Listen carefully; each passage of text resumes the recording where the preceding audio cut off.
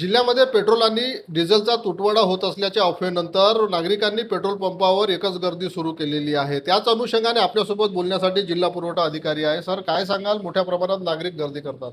आपल्या वर्धा जिल्ह्यामध्ये जर आपण मागील ॲव्हरेज सेल जर काढला, तर पेट्रोलचा ॲव्हरेज सेल हा 1,40,000 लिटर ॲव्हरेज सेल आहे आणि डिझेलचा 3,10,000 आहे. पण कालच्या पॅनिक सिच्युएशनमुळं त्यामध्ये 180 ते 190% वाढ झालेली आहे.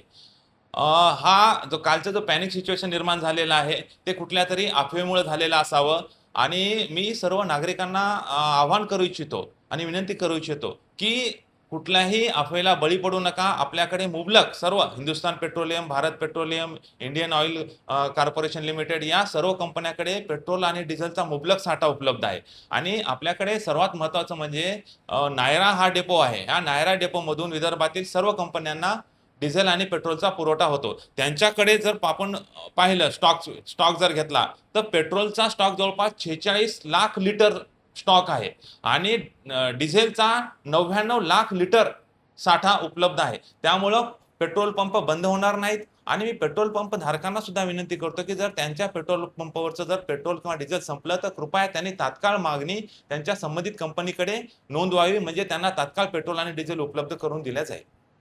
नक्कीच पेट्रोल आणि डिझेलचा मुबलक साठा उपलब्ध आहे. नागरिकांनी कुठल्याही अफवाला बळी पडू नये असं आवाहन त्यांनी केलं आहे. सचिन पोफळी, लोकशाही मराठी, वर्धा.